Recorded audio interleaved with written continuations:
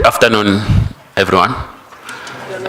Patron, this is our current cohort of students for this semester, and we've been in class since yesterday, and as tradition, they'll be engaging you. We're hoping they won't be just asking questions, especially because we've been in class for the past 48 hours. That they may be sharing their own perspectives about what needs to be done to advance Africa's renaissance and Pan-African unity. But with those few words, I would like to request the Principal and Vice Chancellor to please welcome the Patron. Thank you so much, Prof. Gumede. Good afternoon, Timalians. Yeah, it's good to be with you here this afternoon. This is a great opportunity, for you, where the patron, who is the Chancellor of UNISA, by the way, President Mbeki, has an opportunity of interacting, with Timalians. We always value this opportunity because we do know the impact, that it has on our students.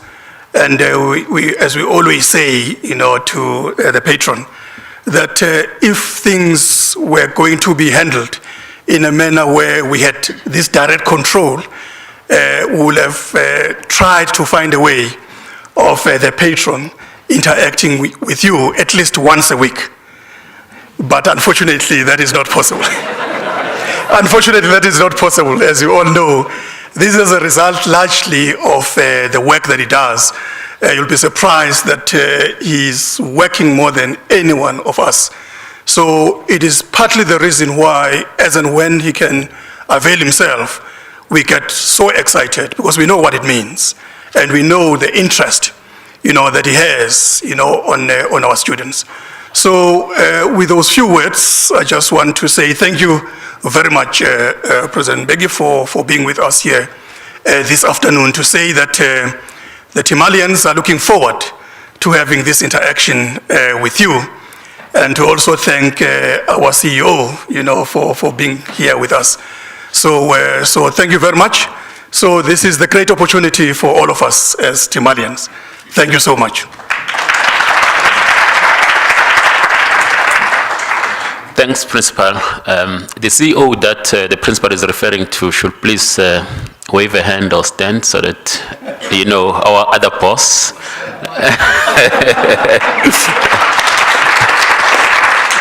That's Mr. Max Potgwana, who's the CEO of the Thabo Mbeki Foundation. So we've agreed on the number of students who are going to make some remarks, and then we'll have the patron react to those remarks. And I think the teachers will have something to say, but I think it's going to depend on the time we've taken long in the holding room. The patron has been here for a while, so he's not the one who's been holding you back. It's us. We need to discuss some issues with him, so we took longer than we thought we would. I have here in the list Mpo as the first, followed by Akona. That's in the good governance cause.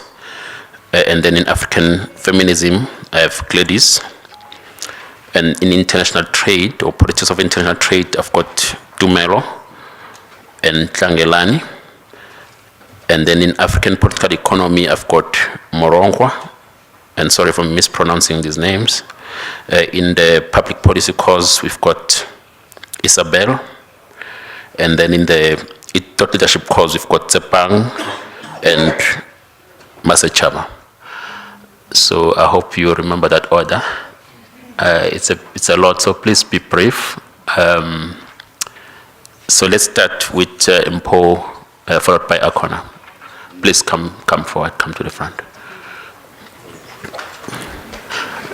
By the way, Patron, as you know, the students are spread all over the country, and the continent, and these that are here are the ones that are able to come for contact sessions. We keep talking about how do we ensure that all the students can access the classes, so we're still trying to find the ways, at least of recording classes so that they can be accessible, or over time that students may be able to stream live into classes. Mpho, you are first. Thank you very much. On behalf of good governance and anti-corruption, our question to you, His Excellency. First, in Africa, we have a challenge of leaders who do not want to bow out of power. Taking the situation in Burundi, DRC, Rwanda, not far from home, Zimbabwe, looking at Cameroon, and also taking South Africa as an example, that recently we've seen communities protesting against its own president. The question is as follows: how does this affect good governance in Africa, and why is it a societal culture to allow this practice to happen in Africa? Thank you. Thanks, Mpho. Just to save time, please talk from where you are, Akona. I think it might save time given the long list, so you just press the mic and say something. Thanks. Okay, good day, everyone. Good day. It is my pleasure to be the one who asked this question, because I'm also curious about what could be the solution regarding that. I have read the interview with the journalist between Fazila Farouk and Parosho Kamei, the veteran of civil society, where he cited that in the 70s and 80s, the civil society was what was perfect. It's not necessarily perfect, but it was moving correctly. And after 1994, the attention turned into new government, correctly so. In many instances, a lot of assistance went directly to government. And another factor was that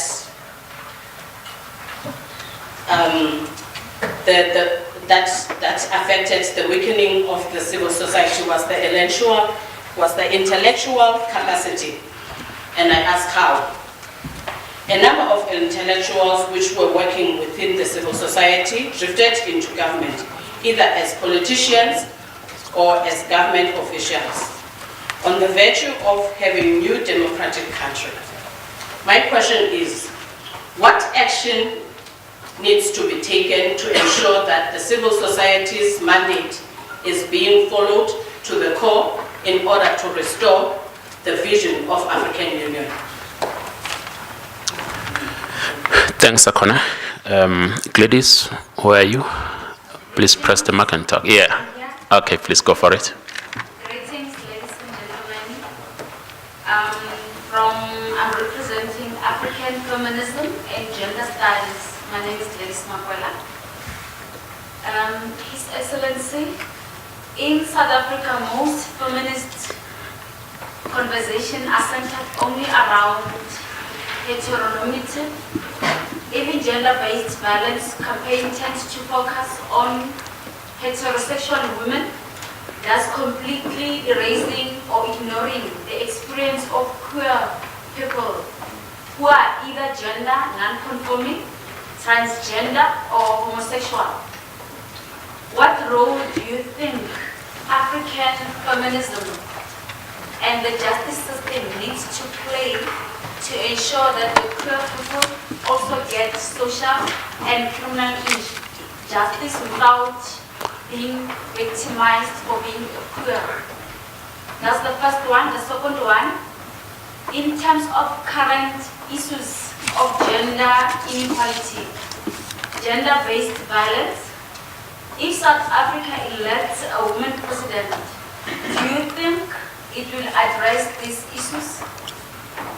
Thank you. Thanks. I hope Dr. Mazibuko is going to interpret some of these issues for us. Sounded a bit. I could see some of our male faculty talking to each other. I think there were questions about what does she mean by heteronormativity. So please educate us, Dr. Mazibuko, when we come to that. Tumelo, please. Afternoon. I'm representing the Africa and International Trade. Our question is that in South Africa we have national industrial policy framework being articulated into the industrial policy action plan, but we have not seen the reindustrialization happening in the country.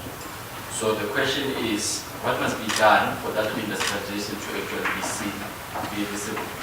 Because we know from the stats they say that the manufacturing sector contribution to the GDP has dropped from 28% from the time we signed to 13% now. And having been a signatory, including the African state, to the WTO, does the WTO still contribute to Africa as a developmental state? Shall South African state remain being a member to the WTO, considering all those facts that they have killed our Okay. I'm getting disappointed because I would have thought these questions were addressed in class, but I think let's allow the time. Maybe some of you will be answering some of these questions, because I do know that the course content deals with some of those issues. But let's soldier forward. Tlangelani, host Tlangelani. Please switch off the mic over there. Yes, please, Tlangelani. Good afternoon. I'm Machara, representing African International Trade. Project 2063 of the African Union's vision states, and I quote, an integrated, prosperous, and peaceful Africa driven by its own citizens and representing a dynamic force in the international arena. There is about 15% of intercontinental trade currently within the African continent. So my question is, and I did ask this in class, but we also want to get the view of the patient. How do we break the barriers of trade in Africa and freely trade amongst each other within the African continent? Thank you. Thanks. I hope you'll share the answer to the patron before he answers. He probably agrees with what you have said, but we'll hear when we get there. Isabel. Good afternoon, everybody. Good afternoon. Thank you for this opportunity. My name is Isabel Wajanda. I'm representing the policy making and analysis for Africa's development. The first question is, what is the major challenge which we are encountering at the moment concerning to advance the concept of Africa Renaissance? The second one is coming from the gold class, from the policy making and analysis class, which is during your presidency, which are the 3 mistakes you have made, and should you have the opportunity to change them, how would you rectify them? That's all. Thank you. I'm not sure I'll allow that question. It can take us the whole night. Tsepang, please. Afternoon. I'm Tsepang, I'm representing the Coordination for African People. The first question says, if you get a preferred African system of governance, which is democracy, in hindsight, do you think is the best solution or system? And the second question is, what's the role of technology? No, you didn't. Repeat the first question. Okay, the first question is the preferred African system of governance. Preferred? Yes, or the one that seems to be preferred, which is democracy. In hindsight, do you think is the best one? Okay, the last one is Masechaba. I hope I'm pronouncing that correctly. The way it's written here, I'm battling to read. Is it Masechaba or Masechaba? Ah, good, please. Okay, the current trend of corruption, knowledge drainage, violence against women, and a declining economy in Africa. Do you think that the African Renaissance will ever be achieved? Okay, what do you think? Whilst the patron is finalizing his notes, what do you think? Or what does the class think? Please tell us whilst he's...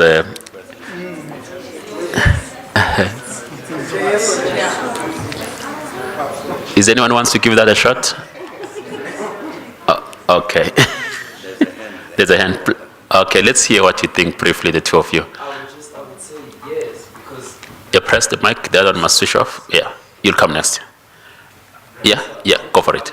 Master Chaba, switch off the mic. It's going to happen because it's up to us to get it done.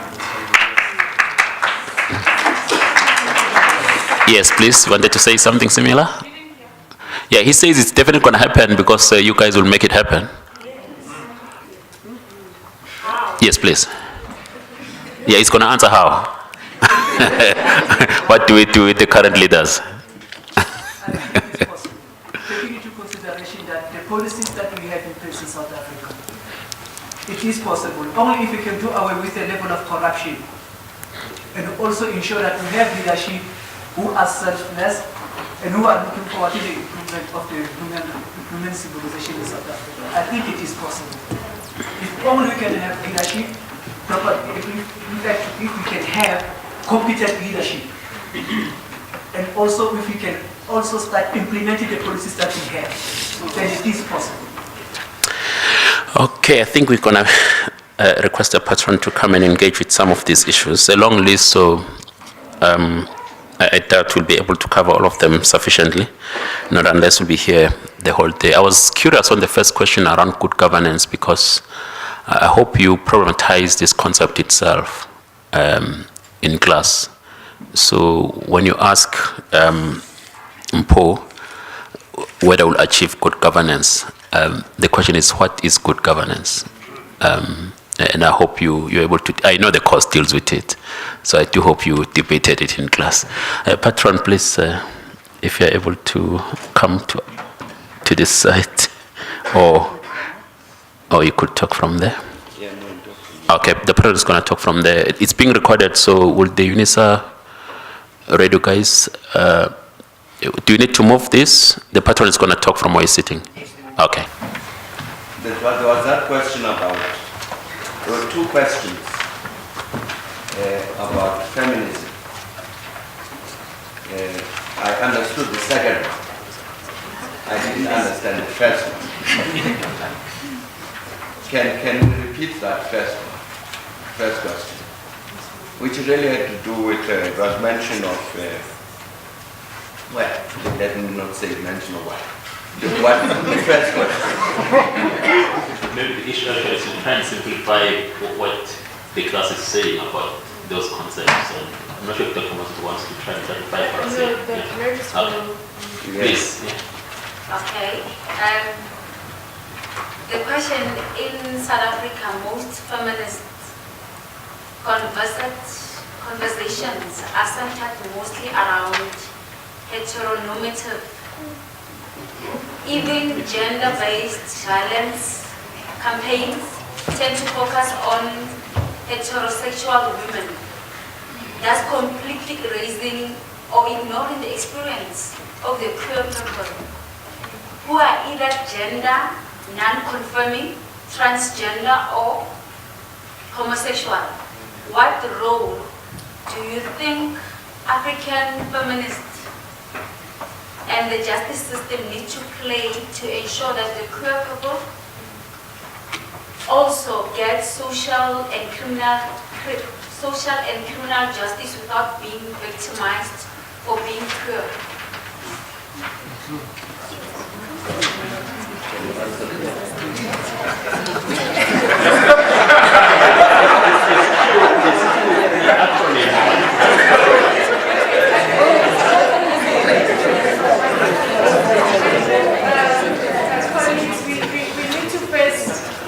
Identify that we have among us different communities where in abbreviation we say LGBTI, and then we have Q, right? You do know those abbreviations. Q is non-conforming, meaning I don't conform to the characteristics of this community or versus that community. I am an individual. Do you understand? So that group is feeling marginalized when we speak of heterosexual relations, heterosexual policies, heterosexual laws. So they don't want to be, in an instance where, they become rape victims. So when they have to approach police stations, they want to define themselves as pure, other than what you are seeing as a black woman. But they go to an extent and say they're black women pure.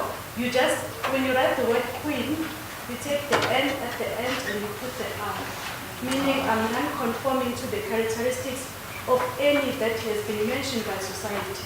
Do we understand? Yes. So how do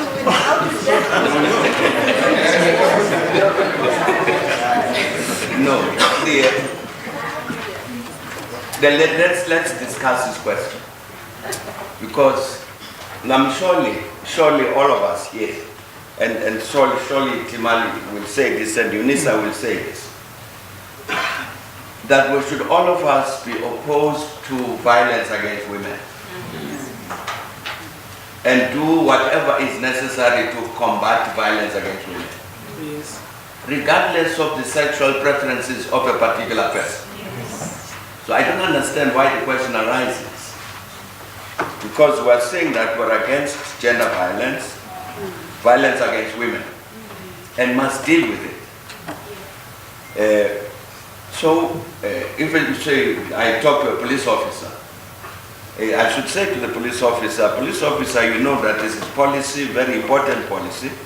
So do whatever it is that is necessary to be done to make sure that we stop this violence against women. Now, the police officer shouldn't say, when there's a woman who appears with a blue eye and all that, to say, are you LGBTI or not? Because it's entirely irrelevant. It's entirely irrelevant because the challenge is to make sure that we end the violence against women. I'm saying, regardless of the sexual orientation of the woman, and there's absolutely no reason to be asking about sexual orientation when you're dealing with the matter of the challenge of violence.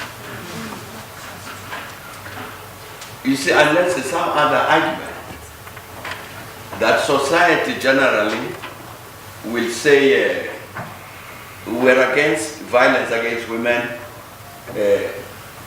talking about heterosexual women, but we don't mind violence against these other women who are AQ or whatever. Sure. If there is that phenomenon, that I'm saying, yes, we're against violence against women, except those women who are LGBTIQ. If there is such a problem, that's a problem that we must attend. But otherwise, I'm saying that I think we should all of us very firmly stand on this position of hostility to all violence against women. And in class, Mr. President, we said when we speak of heterosexual, when we do the policies and so on, we are looking at the numbers of women who are victims. So the numbers are not the same in terms of the other group. We're looking at, just like when we're looking at gender-based violence where men are also victims, we're not talking about men because the numbers are not the same, but we do acknowledge that men can be victims. Just like we do acknowledge that the LGBTIQ can also be victims of gender-based violence. But when we speak, we're speaking of the numbers being high within heterosexual relations. So in class we did mention that the reasons behind the main focus being in here and then how we draw our policies is because of the numbers.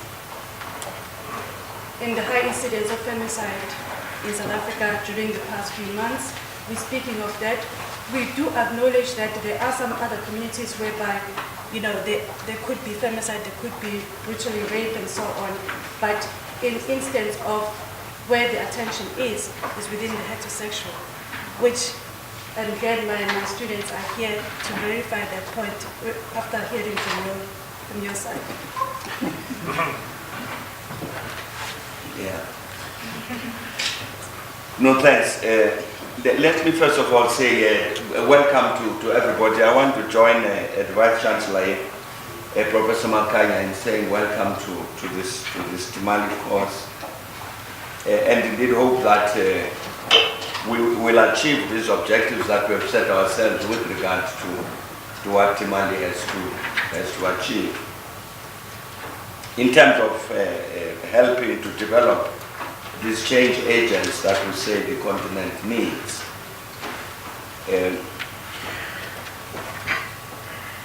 I was very pleased when Professor Gumente was challenging everybody to answer instead of putting questions.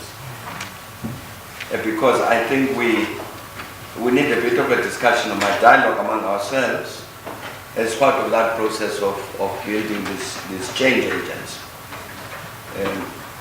And I thought the questions that were put are relevant, are very relevant to that task.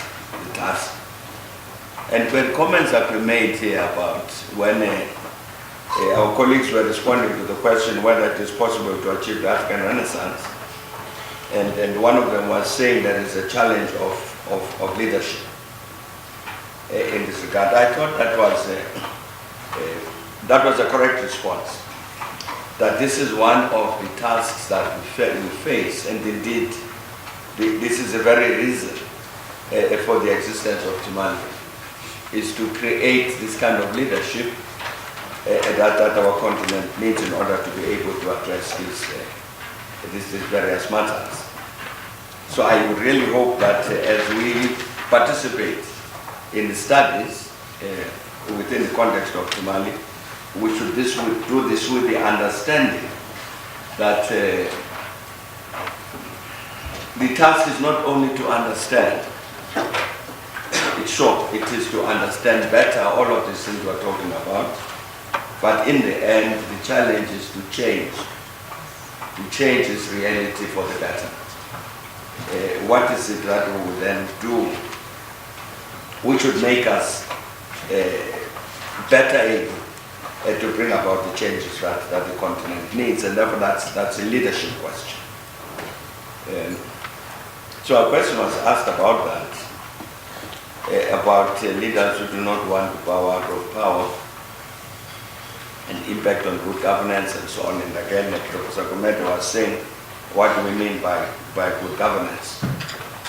And the suggestion that it seems that African societies accept this matter about leaders who don't want to bow out of power, what is to be done.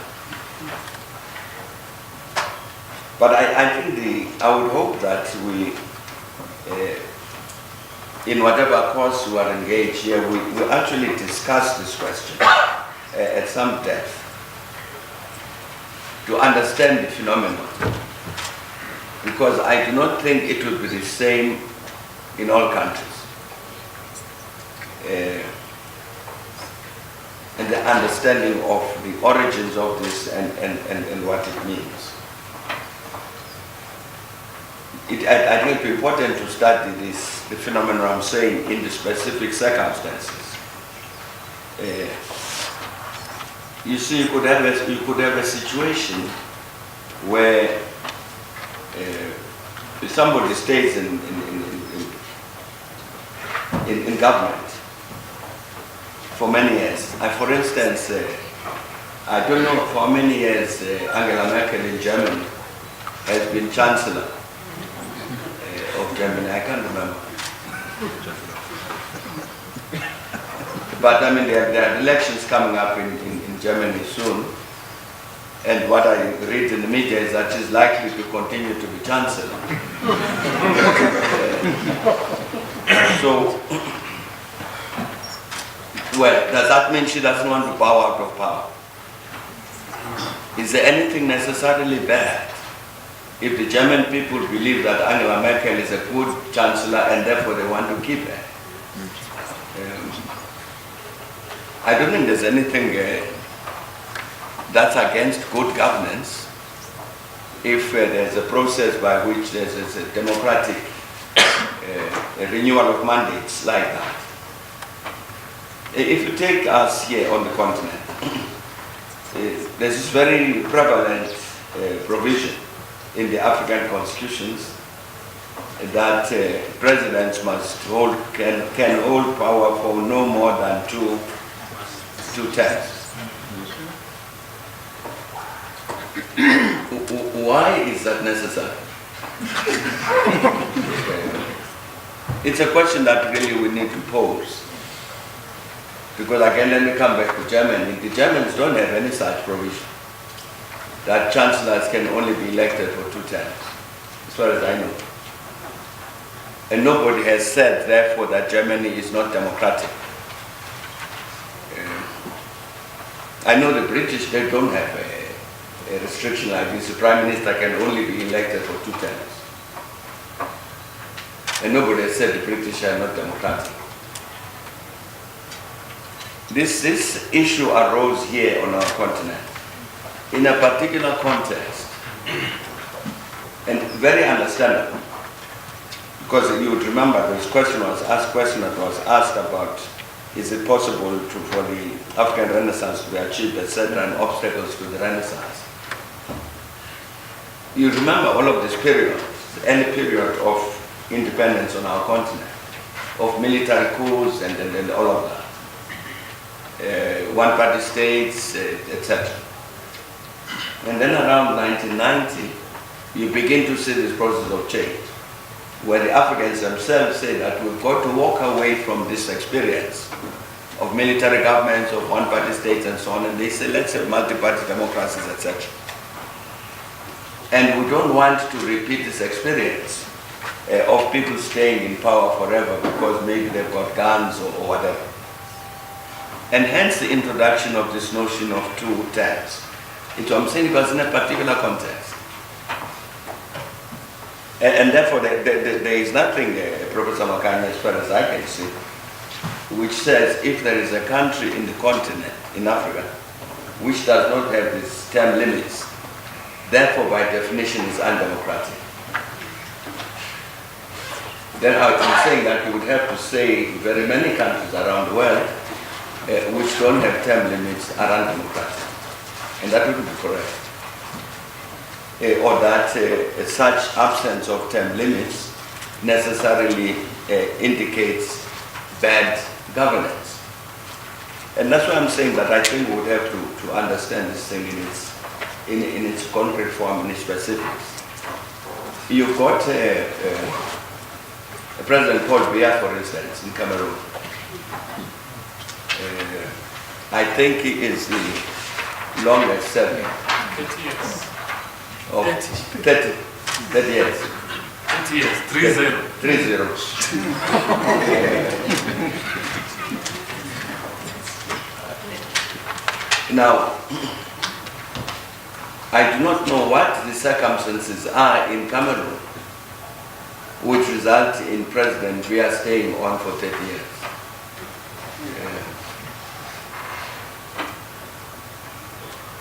And I think the next one would be President Obiang Wema in Equatorial Guinea. Would the circumstances be the same? Or President Mugabe here across the border? I think what we would have to look at these things in a specific form in order to be able to make an impact on it. I have a general statement which says, don't stay for too long. It raises a question, what is too long? And what is too short?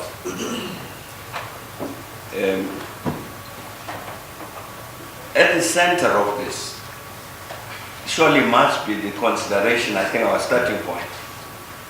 Our starting point must surely be this, that we must repeat this concept that the people shall govern.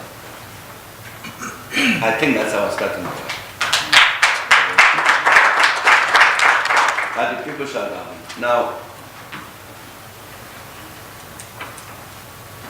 therefore, you see, let me just talk about this briefly. You have this debate that's been taking place in South Africa concerning this issue of vote of no confidence in the National Assembly, on the vote of no confidence in the President of South Africa. And an issue has arisen about who mandates the MPs.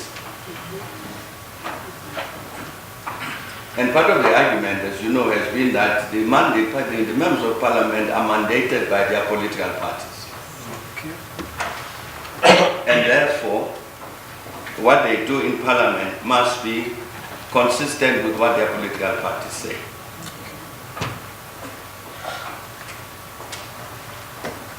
There's another argument that some of us have advanced, that members of parliament are mandated by the people, not political parties.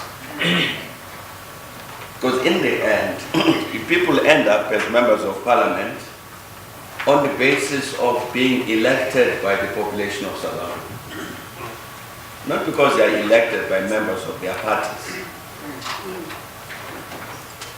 And indeed, that's what the Constitution of South Africa says, that these members of parliament are representatives of the people of South Africa.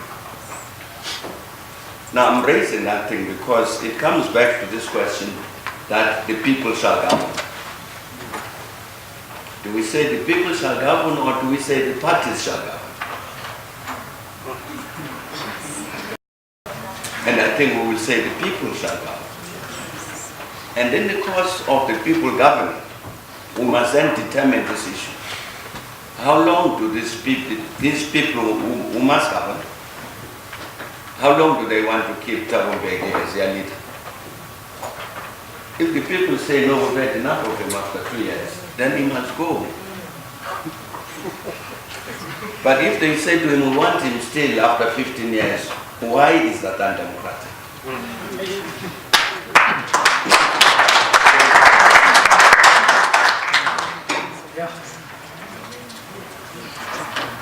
It may very well be that somebody stays in power for 30 years, not because the people want them to stay in power for 30 years, but because it's got a means of intimidating the people so that the people are unable to say no. Then we are dealing with a situation where the people are not governed. That's why I'm saying critical to an understanding of this thing must surely be whether the system of governance we're talking about is expressive of that idea that the people shall govern. And not be governed by some kind of arbitrary rule that you will have good governance if the president stays for 8 3/4 years, then that equals good governance. If it's 7.5 years, whatever. It can't be like that. So, and in the end, therefore, I think it becomes a responsibility of the population in each of our countries to take this decision. That what we have here does not represent the will of the people, and that must change. And that relates to this matter. I'm saying that the matter that was raised about leaders who don't want to bow out of power. Yes, indeed, they are. But I'm saying the fundamental issue then is what is it that we do in order to ensure that the people govern? Because this thing about leaders who don't want to bow out of power is a manifestation of a malfunction in terms of what we would expect when we talk about the people shall govern.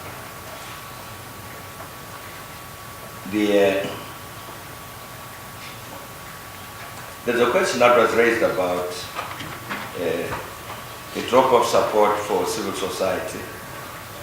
and after 94, I think the description, the explanation that was given is correct about the drop of support for civil society organizations after 94. The drift of intellectuals or that kind of contribution out of civil society organizations into the government. And therefore generally the weakening of the civil society organizations. But I think that we, again this is, we must consider this matter within a particular context. Because I think there was a reference, for instance, to Pirosho Kamei.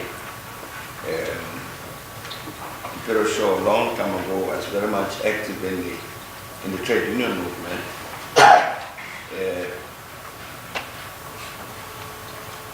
You are talking about a period pre-94 where you've got a mass struggle to defeat the system of apartheid.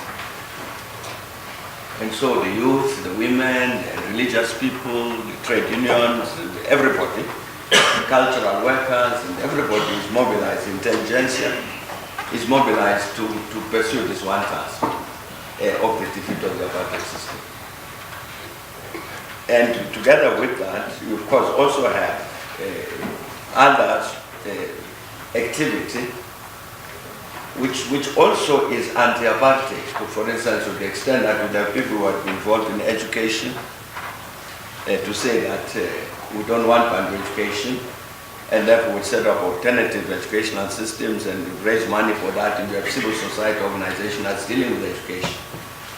Or lawyers who are going to be defending people who are appearing in court, or medical people, and so on. Or the black,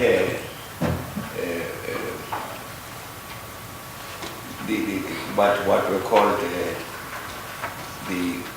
by the Black Consciousness Movement, the projects that they started for development and so on.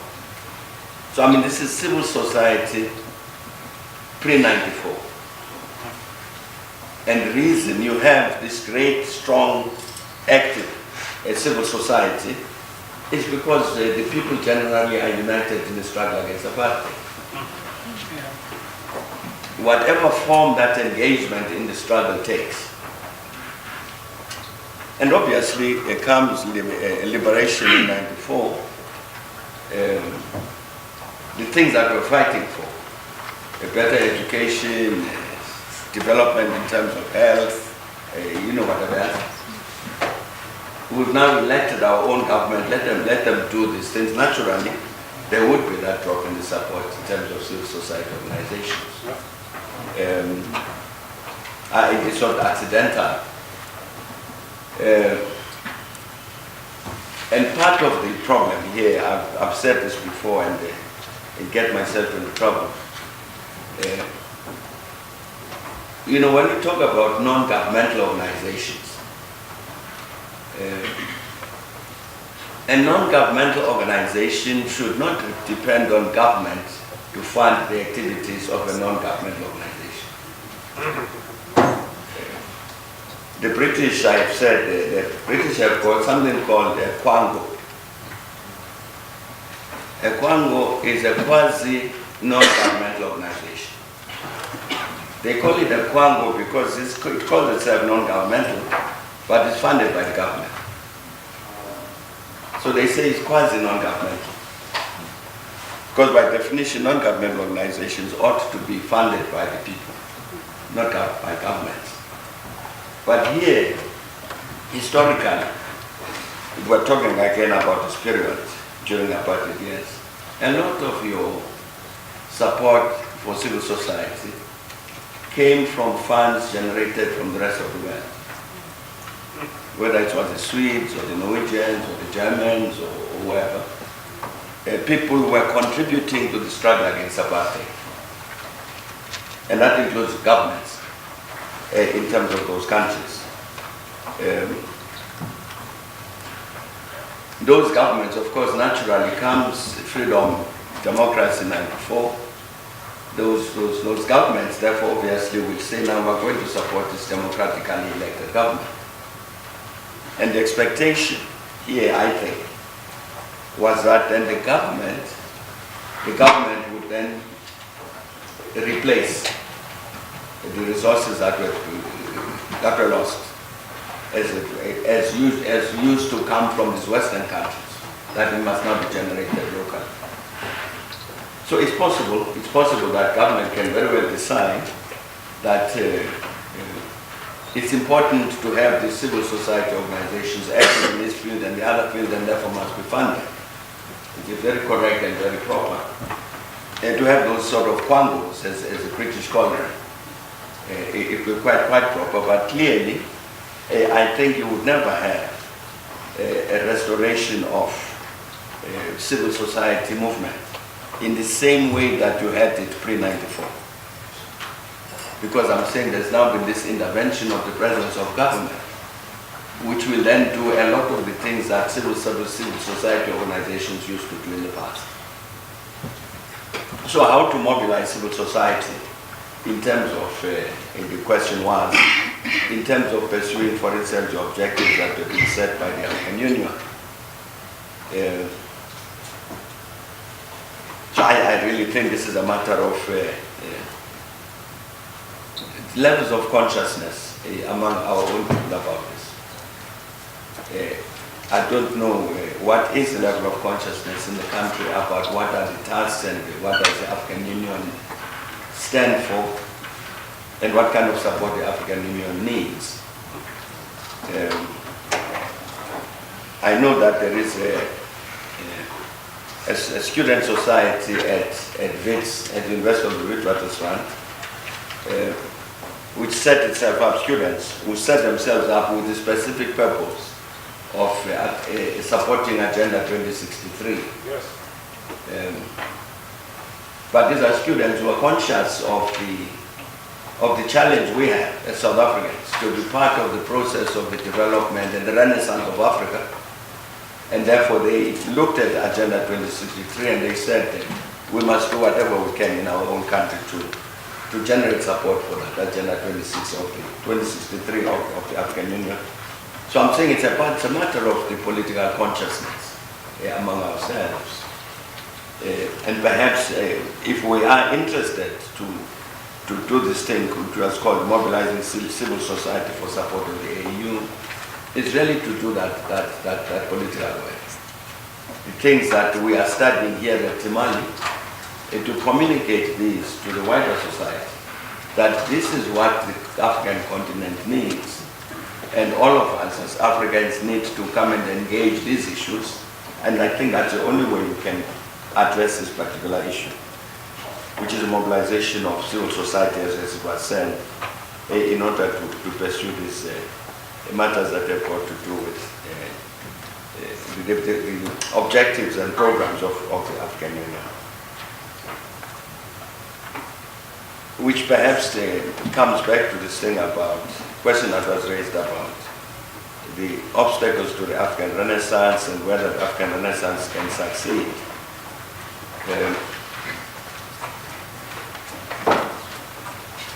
I think Professor Komete should have asked this question. It was answered. Two of our colleagues said, of course, it can be. The Renaissance can be achieved because it depends, it's in our hands. We must do it. But we have asked the question, what do we understand by it? When we talk about an African Renaissance, what are we talking about? Because I understand sometimes, I'm told that some of our people here at home are very enthusiastic about the African Renaissance because they think that when we talk about an African Renaissance, we're talking about a return to the manner in which the Africans behaved in the 18th century. Reflects the Renaissance of in particular, I'm told around the gender issue, that really to be the African Renaissance means the woman in its place.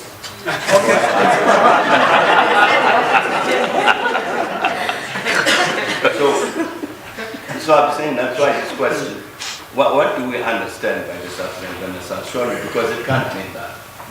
It can't mean regression. And really I come back to what I was saying earlier, that you had this period, in the early years of African independence, when you had these military coups, one-party states, economic systems that were not functioning, the growing impoverishment of the people. Somebody talked about industrialization and even about South Africa de-industrializing. I mean, we have a whole period with very negative features in terms of the development of the African continent in the post-colonial years. And in the end, the African people say, no, but we can't continue like this. We need to abandon the policies and programs and so on which have resulted in all of these negative features. So what do we want? We want democratic systems, not these one-party states and the military rule and all that. Coming back to this question about the people shall govern. That's what we want. We want to change these economies so that we don't have this continuous process of the further impoverishment of the people. We want to eradicate poverty, unemployment, and all of those things. You recall, for instance, Professor Makanya here would know this very well, that at a certain point, a lot of the independent countries, the governments in our independent states, they basically turned against universities because the universities became centers of protest against misgovernance. Things were going wrong in these African countries, and the intelligentsia in the universities, both young intelligentsia and the grown-up intelligentsia, would combine and say, but these things are going wrong. And a lot of governments saw the universities as centers of opposition to them, and therefore took actions really, which resulted in cutting of funds and all of this, arrest of lecturers and students. So I'm saying a general decline in the quality of higher education.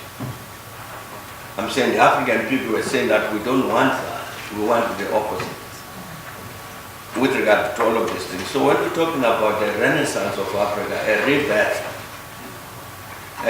of Africa, it surely must mean that we want Africa reborn from that negative past. So that all of these things about a democratic Africa, an Africa where the economies are growing, an Africa in which the wealth is shared by the people, an Africa which takes its rightful position in the system of international relations, and all of that. That's the kind of Africa that must be reborn. And surely all of those things are realizable. And again, I think the responses that were given, they were correct. Of course, these things can be realized because these things, it's in our hands. We can do this. If we decide not to do it, of course, then it won't be realized. But there's no particular reason why we shouldn't succeed with regard to achieving that rebirth of our continent in the way that I've described it. Not that it will be easy, but it can be done. As I say, understood in this context of this is what we mean when we want a rebirth of the continent. To answer the question, what kind of Africa do we want? And this is the kind of Africa we want. We don't want an Africa which is ruled by old men who don't want to leave power. We don't want that. We want an Africa which is governed according to the will of the people. And there must therefore be that freedom and capacity. We don't want an Africa where the women are treated as second, and third, or fourth class. Yes. And we must have So these matters about gender equality and so on are very much part of that process of the renaissance of the African continent. And we can achieve all of those things. And indeed, I'm sure that it's exactly the reason why all of us are here at this Timali process, because we want to be that kind of change agent who would help to produce those sorts of changes on the African continent. The two questions were asked here about industrialization and trade barriers, African trade barriers, breaking those down. You know, and was reference, I think, to Agenda 2063.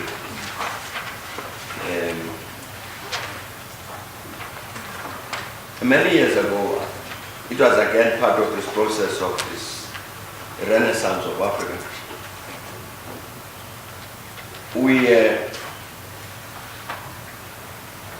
It was basically three of us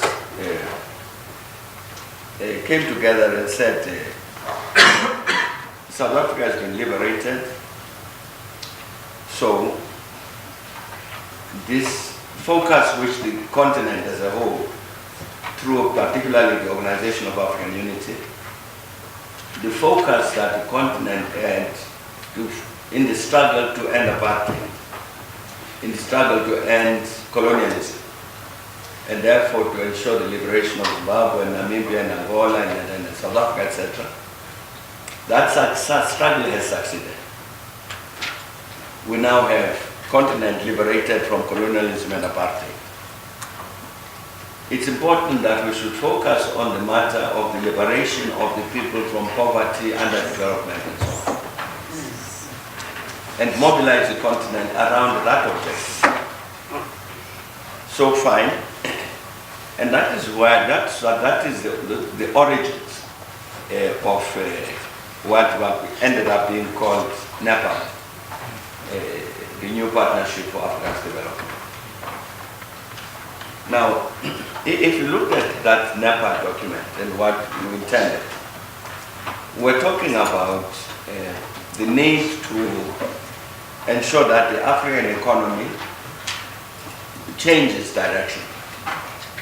Because I'm saying historically, for a number of decades after independence, what you had were economies in decline on the continent, which was why you then have the process of the further impoverishment of the African masses. We're saying that has to change. And the way to change it is to ensure that we have an African economy that grows and develops. 3/4 of the African population is in the rural areas, dependent on agriculture. So we need to have a policy on agriculture, agricultural development.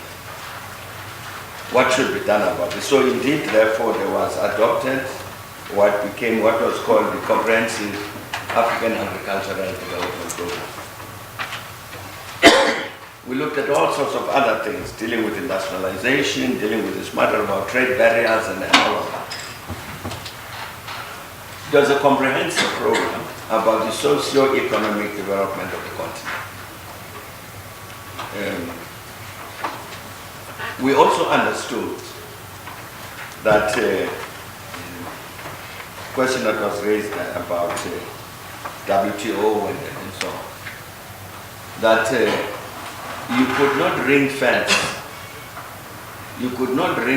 the African economies and say that we are going to grow and develop just among ourselves without relationship to the rest of the world. It's not possible. And therefore that new partnership for Africa's development also sought to define a partnership between Africa and the rest of the world. Apart from the partnership among ourselves as Africans, there's also partnership with the rest of the world. So I'm really saying all of this to say there was actually a very comprehensive program that would deal with issues of industrialization, that would deal with the issues of removing these African trade barriers, that would deal with the issues of restructuring the relationship between Africa and the rest of the world, economic relationship, That includes issues of debt and whatever else. Issues about the trade relations between Africa and the rest of the world, and therefore matters that relate to the WTO.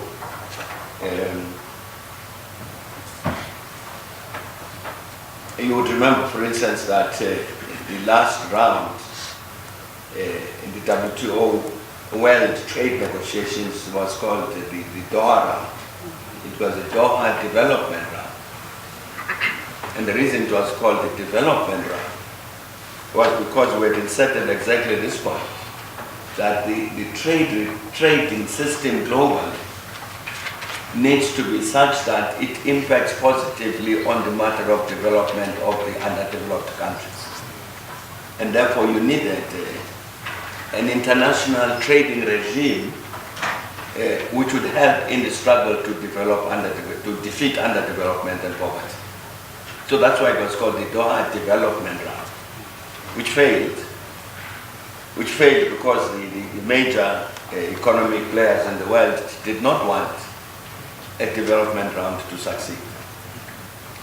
But I'm saying that in the context of NEPA, this is part of what we're trying to address, this relationship between Africa and the rest of the world. Now I'm mentioning this because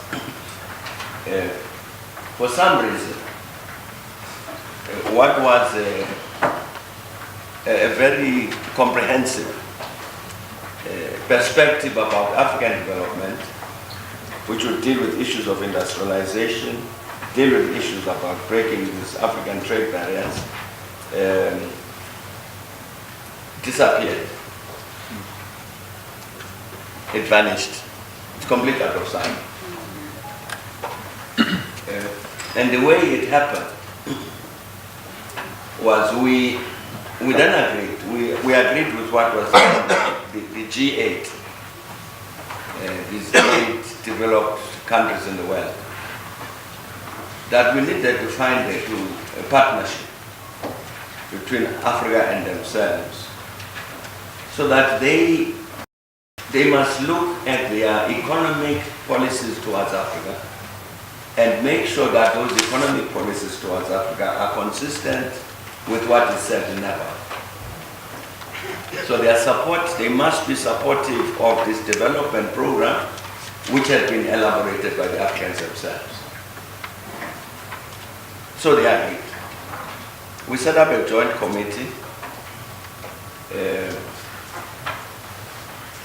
which was to deal with what was in the agreed document. It was called mutual accountability. So that we as Africans would say, look, we made a commitment, we will do the following. And they, these Western countries, would then say, sure, we make our own commitments to do the following. So we have a mutual accountability system, so which used to work. And then so each year, you remember the G8 would meet every year. And we would attend those meetings of the G8 to discuss the implementation of this common program that had been agreed, with them supporting NEPA. And what happened was that each host country, as the G8 moved from one country to the other, would then choose an element. Maybe I should have said this. When the G8, when we said to them, look, you must support what we say in NEPA, so they said, okay, we look at NEPA. They did, and then adopted what was called the G8 Africa Action Plan. So they had the G8 Africa Action Plan, which was supported by NEPA. What then happened is that, as I was saying, was G8 met from country to country. Each host country would pick an element of the G8 Africa Action Plan to focus on. So for instance, when we went, they met in the UK in some year, I can't remember what year it was. The British government decided they wanted to focus on the matter of the external debt, the debt issue. It's an important question, but let's focus on the debt issue. So what we agreed, let's focus on it, and good decisions were taken about that. when they met in France, the French said, water is very important. Let's focus on the matter of water. And we agreed because water is important. And then I think the Italians, either Italians or French, said that we need to attend to the matter of maternal health and infant mortality, those sorts of questions. And we agreed, no, we have to do that because they're important. But what happened in the course of that is that gradually the G8 Africa Action Plan disappeared. As each one of these countries chose particular elements of the action plan, the rest of the action plan was forgotten.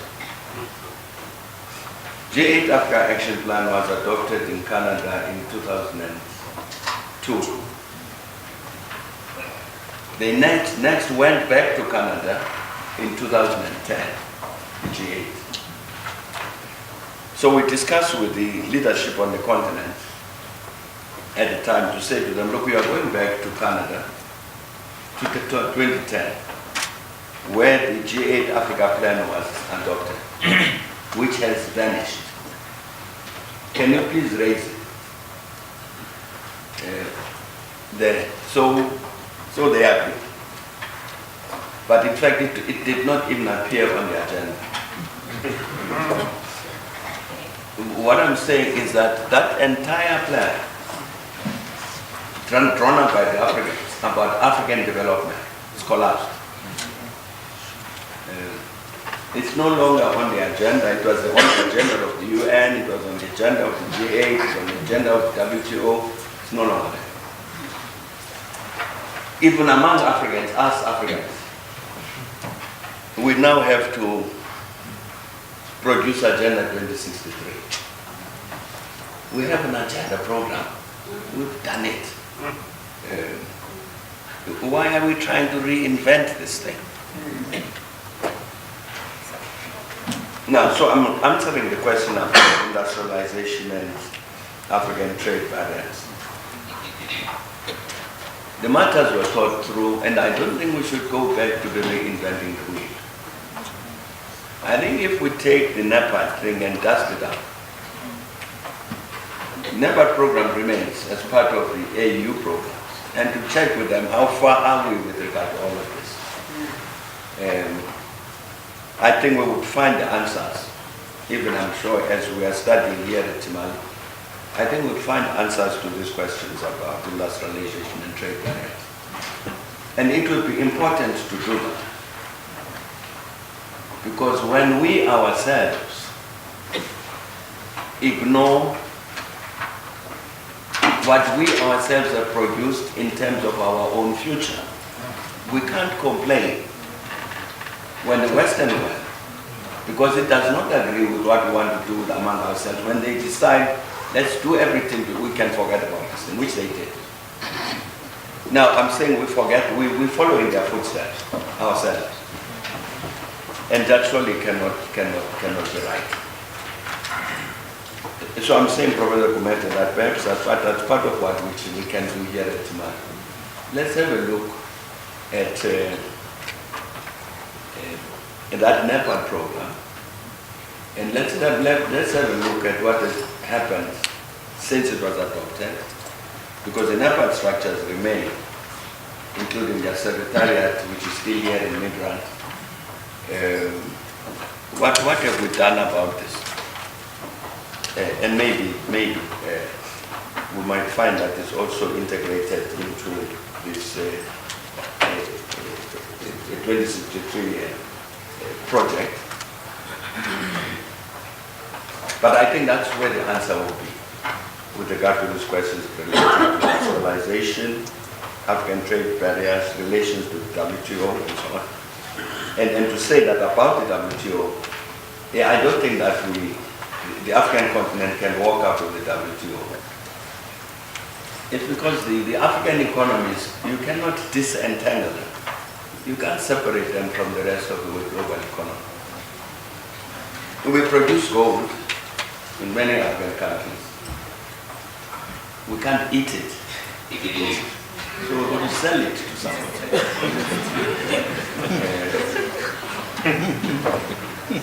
And diamonds and platinum and all these things. Sure, I mean, we can't do this and that. We can't extricate ourselves from the global economy. And therefore, that's why we can't extricate ourselves out of the WTO. But we need to make sure that the WTO has the development agenda as was visualized when it was decided to have that Doha development round. That's what we need to do, not to say we can, to think we can walk out of onto the WTO. We can't. Even in terms of, never mind the trading issues, even in terms of just attracting investment, just attracting investors like this country, we need foreign investment. And the reason we need foreign investment is because we're not generating enough money domestically to do all the investments that we need. So we've got to ask somebody else elsewhere in the world to say, please help. We want to open factories, new mines, build roads. Don't have enough money. Come and help.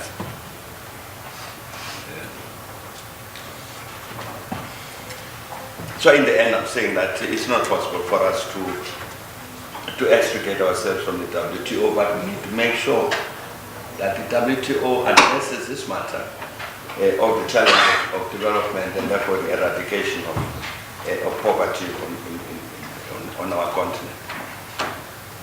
And the last question in my notebook here, it talked about the preferred African system of government.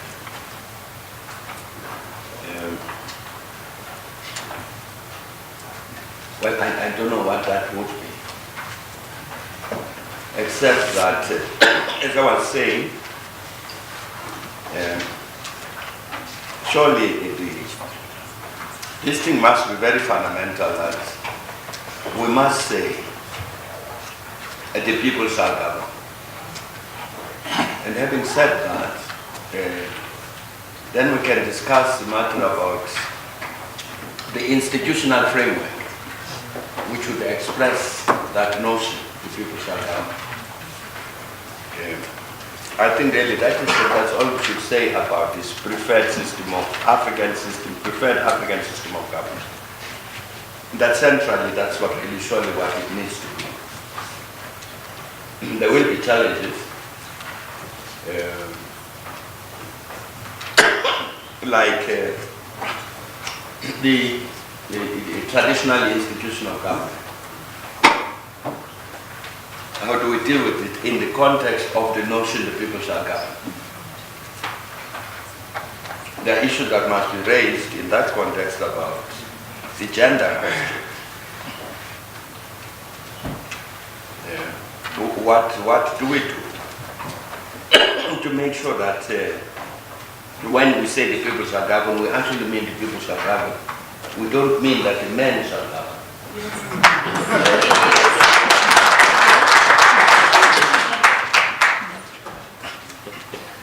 So what I'm saying at the center of this thing surely is that notion. In terms of a preferred African system of government, this must be what stands at the center of it.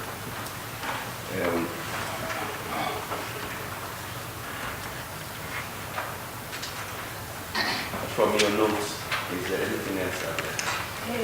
About... No, yes, and there's something else. Yes. The question we talked about this issue about gender against women and LGBTIQ. But the second question. Yeah. There was a second question which was, if we had a woman president, would it help the matter of emancipation of women? I'm sorry, I've been talking too much.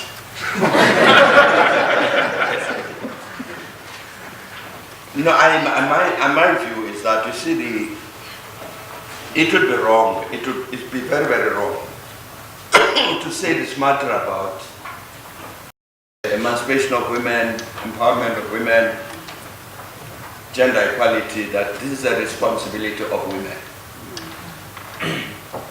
It can't be.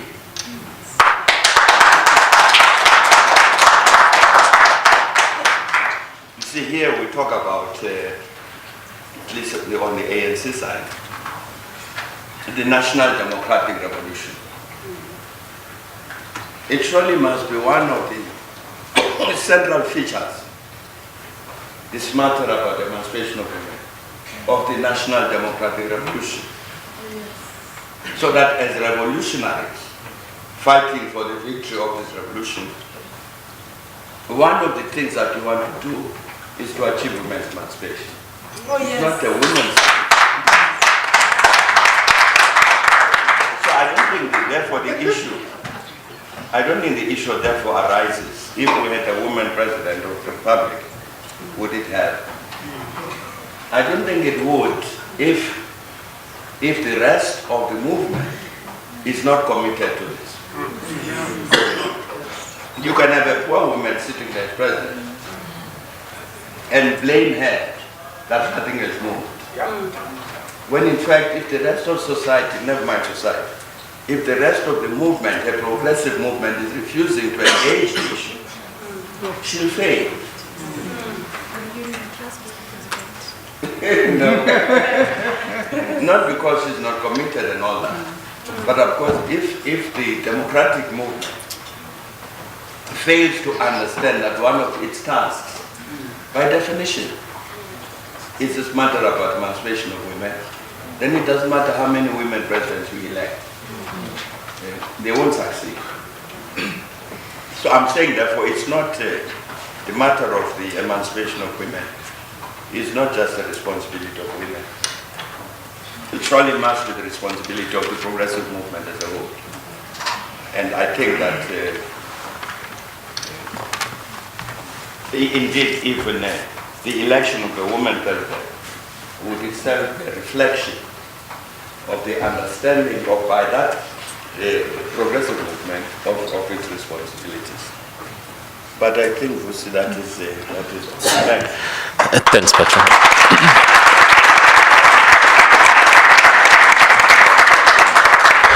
Okay, we're out of time. We've exceedingly the time we're supposed to be here for only an hour. Patron, we do deal with a number of issues in classes that you've also indicated we should deal with. For instance, we go back to the Lagos Plan of Action, Abuja Treaty, and also look at NEPAD and other development programs of the continent, and deal with those in thinking if there are gaps, what could be those gaps. So I think that I should mention that yeah, we do deal with those.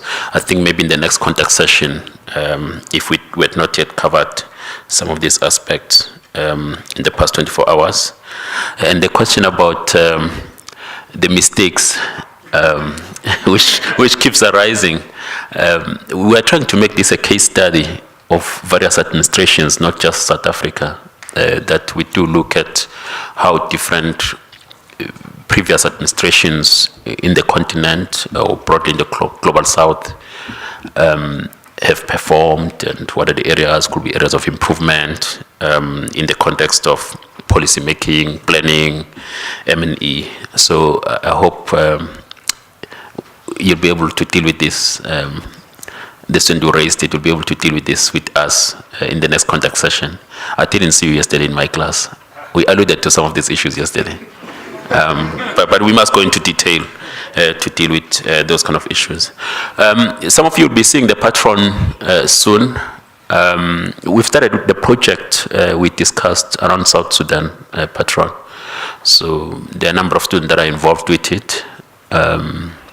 Hope they're starting with the readings that you had suggested, and we'll have that engagement around that. We'll have to look at the diary with Alan Pillay, because I think we'd agreed that you'll then come and engage with the students together with Dr. Edith. Dr. Edith Paswan is currently out of the country, hence you're not seeing her here, but the work has started.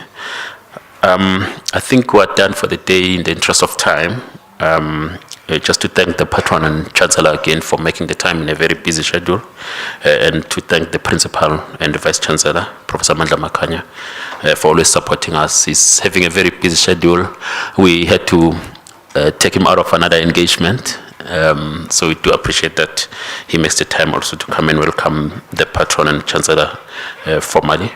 Thanks to the faculty members that are here, the teachers at Timali, I see quite a few of them around here, and thanks to UNISA Radio for recording this so that the wider community can also follow it, and to my Timali colleagues who make all of these things possible. Thanks everyone, thanks.